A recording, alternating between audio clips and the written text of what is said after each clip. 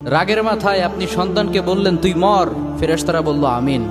তোর ভবিষ্যৎ অন্ধকার, ফেরেশতারা বলল আমিন। রেগে মেগে আপনি আপনার মেয়েকে বললেন জীবনেও তোর কপালে স্বামীর ভাত জুটবে না, ফেরেশতারা আবারও বলল আমিন।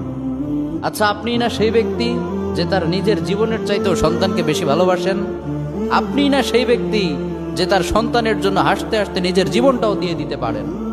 আপনি না সেই ব্যক্তি যে আল্লাহর কাছে নিজের চাইতেও সন্তানের জন্য বেশি দোয়া করে? তাহলে কি করে নিজের হাতে নিজের সন্তানের এত বড় ক্ষতি করতে পারলেন?